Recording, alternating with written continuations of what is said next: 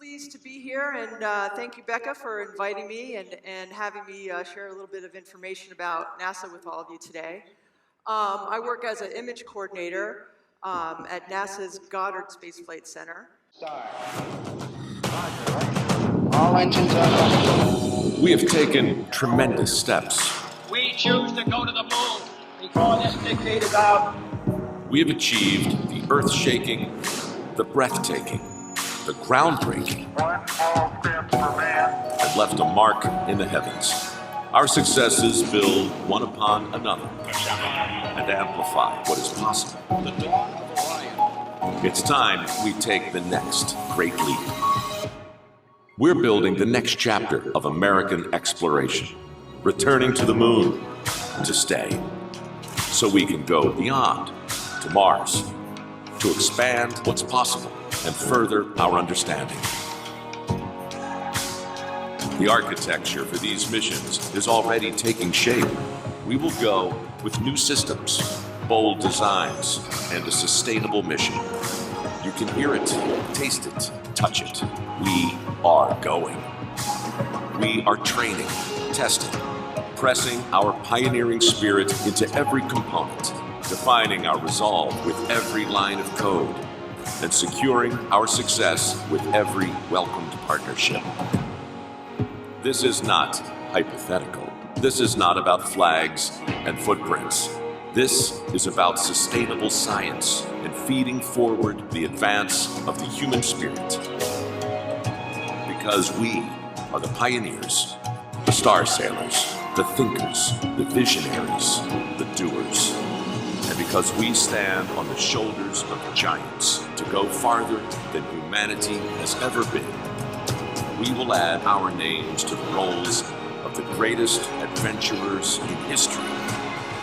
Every day, every mission, we advance this calling. We are NASA. And after 60 years, we're just getting started.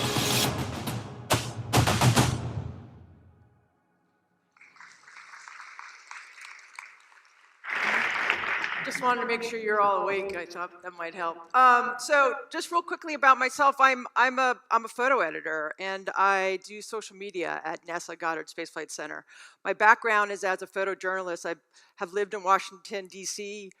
For a lot of years and covered Congress and worked as a photo editor at National Geographic, and I've been at NASA for 10 years now, and it's a lot of fun. Every once in a while, they let me go out and shoot some pictures so I don't forget that I'm a photographer. And this summer, I was able to go to Chile and photograph the total solar eclipse. I'm here to talk about the different ways that NASA technologies captures the Earth and beyond. So just real quick about NASA, most people don't know, but there's many centers across the United States. It has 10 field centers. About 50,000 people work at NASA. You've heard of Johnson Space Center, and that's where Houston, where they do flight control and they train the astronauts. JPL in California works with the robotic planetary missions like the rovers on Mars. And other test facilities work on research and technology and aeronautics and aircraft engine research. So Goddard is a really unique NASA field center. It's home to the largest organization of scientists, engineers, technologists that build spacecraft, instruments, and new technologies to study the Earth, the sun, and the solar system, and beyond. It's really unique because it's the one NASA center where it all happens. We imagine it, we actually build it, we test it, we launch it, and then the scientists reap the benefits of that technology. So the one thing that I wanted to mention about NASA that makes it unique, it was in its charter from Congress when it was created in 1958, it mandated that NASA shares and uh, shares the information and technology that they create. And it's one of the reasons why they've been really good over the years in getting out information about what they're doing. So one of the major ways that we see the Earth in space is by NASA's satellites.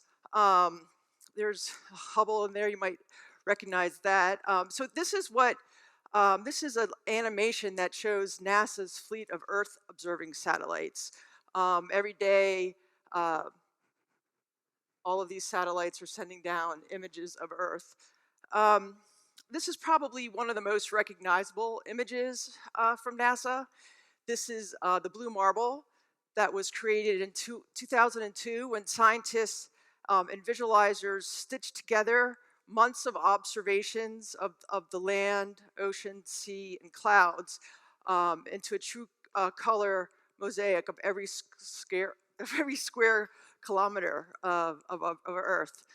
We updated the blue marble to the black marble, Earth at night, we call it, um, from NASA's NPP satellite that has a day-night band that shows it is a low light sensor that can detect lights at night. I thought I'd throw in there a picture that some of you might recognize. So this is home for many of you, I think. That was obtained from the NASA's Terra satellite. Um, so while the satellites are observing Earth, of course, we see a lot of natural disasters. This is 3 different observations of a volcano blast from this summer. Other natural disasters that it captures are floods and hurricanes. This is a typhoon off the coast of Japan from just October of this year. Of course, NASA studies climate, sea rise, snow melt, plant growth, etc. This is an animation. It's a composite of a number of images showing an iceberg breaking away from a ice sheet. This would be um, wildfires. Other things that NASA satellites can see are dust storms and flooding and coral reefs. This is fires burning in Paraguay and Bolivia and Brazil this summer. And sometimes the satellites just capture amazing and beautiful images, not necessarily for scientific purposes, but just for us to recognize how amazing and beautiful our home planet is. Moving on to the moon, this is 10 years ago, NASA launched the Lunar Reconnaissance Orbiter. It's kind of gives you a good idea of what the orbiter looks like on the moon. It's creating one of the most accurate topographical maps of the moon ever.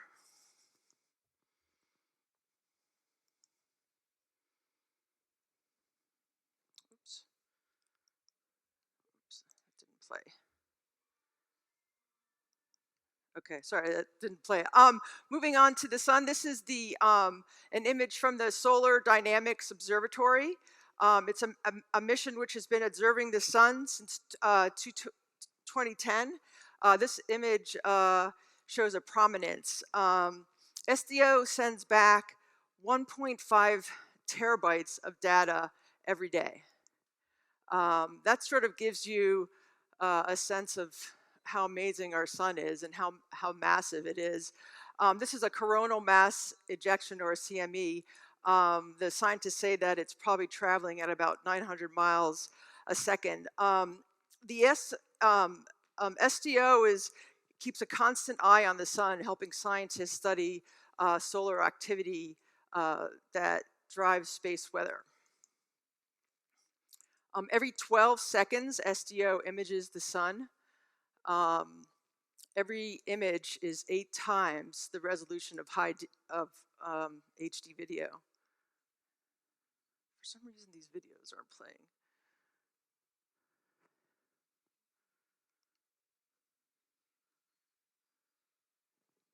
Can you play the video or? No, it's not playing.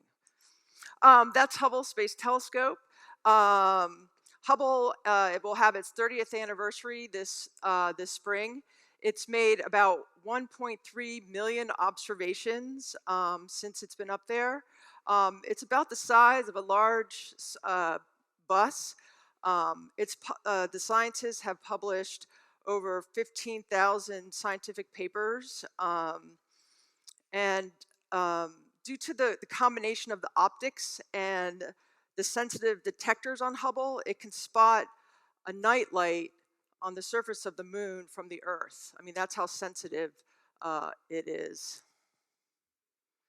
This is one of the better known images from Hubble. This is the Pillars of Creation.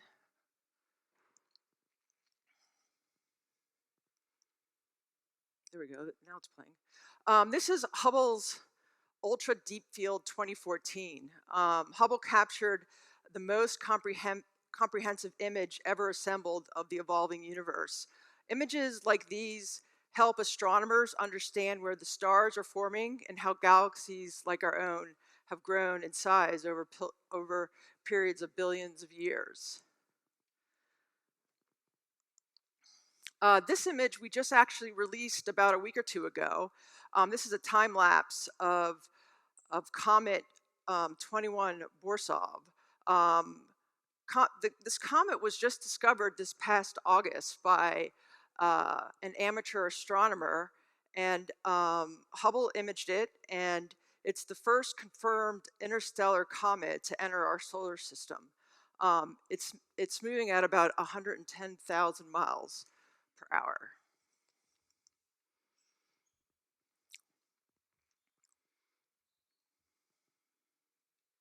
This is a giant cluster of about 300 stars called Westerlund 2.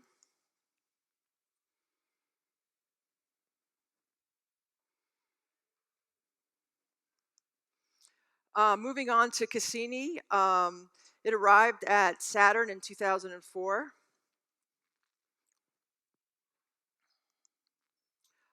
This Cassini spacecraft imaged this massive hurricane that swirls at Saturn's North Pole. It's about 32,000 kilometers across. This is a pretty cool image. You can see this little not so insignificant dot is Earth through the rings of Saturn. Cassini just took, if you go online and search for Cassini images, they're just really beautiful. This is some of Cassini's rings and its moons. More recent mission is NASA's Juno mission. It's looking at Jupiter, which is a gas giant. Its atmosphere is very much similar to our sun. It's made up of mostly hydrogen gas and helium. There you can see the great red spot and how big it is compared to Earth. You could fit almost 2 Earths in there. Okay, let's hope this plays. So this is since 1930, the only view of Pluto that we had. I guess maybe that's why they decided it wasn't a planet. No, not really, but we don't want to get into that. Oh no, this has to play. Oh. Can you try and make it play?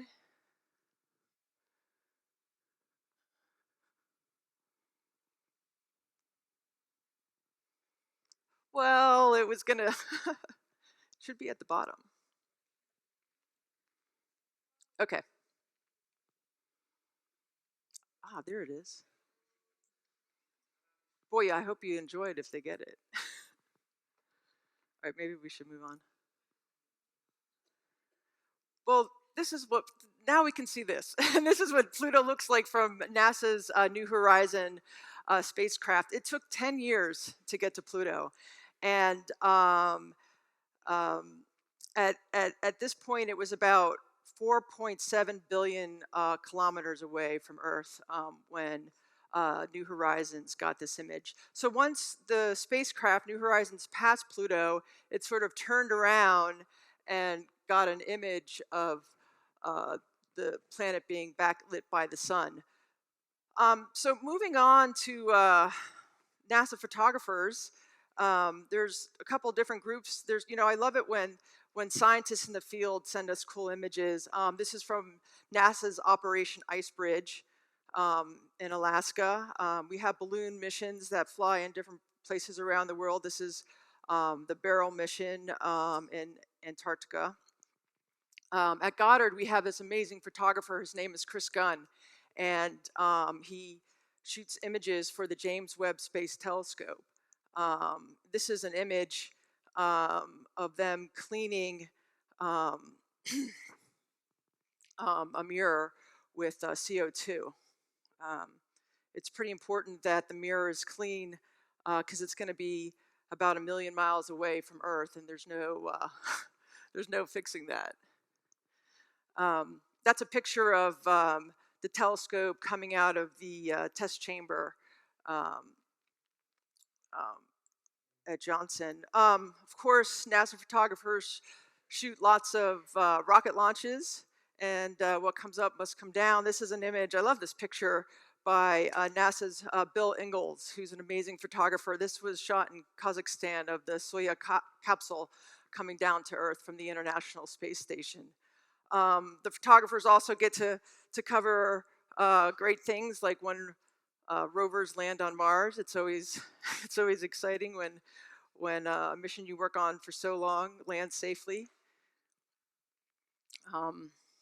This is a resupply mission to the International Space Station, and this is our photobombing frog image. There's no word if the frog survived or not. Probably not. This is a sounding rocket launch at Wallops. This is a pretty cool. When these scientists were going out for this mission, I was hearing about it. I'm like, please send a photographer. They were going to be shooting rockets into auroras. But probably some of my most favorite images from NASA have to be the Apollo images.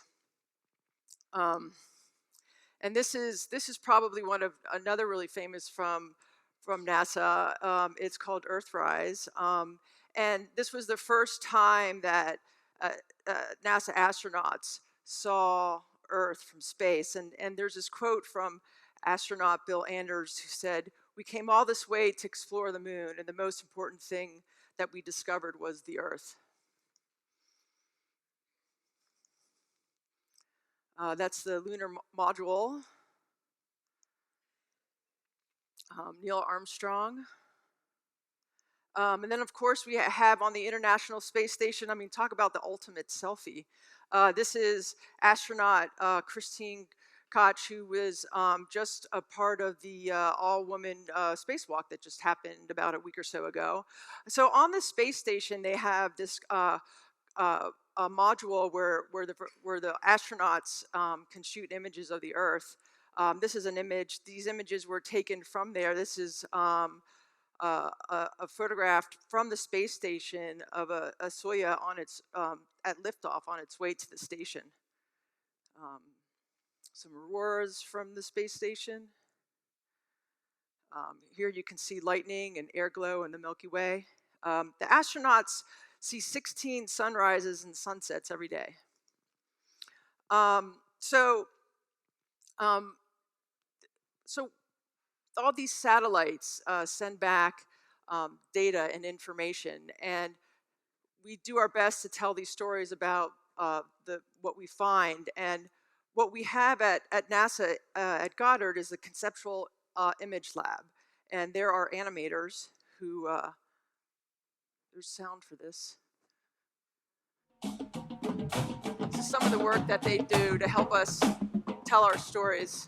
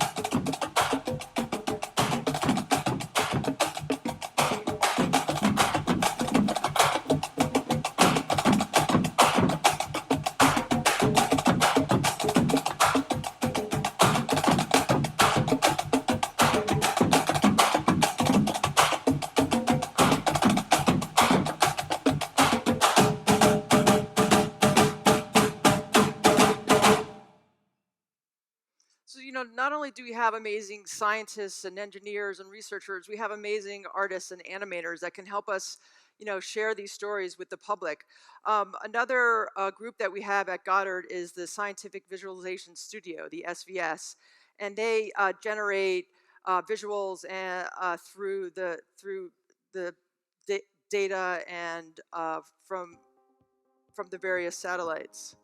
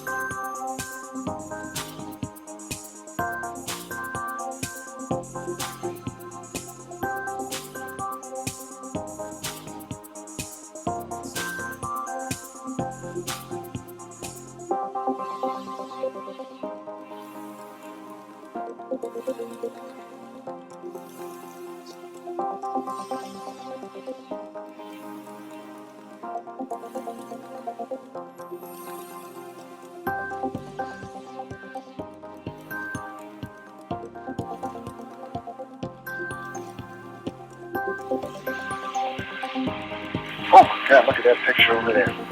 There's the Earth coming up. Wow, that's pretty.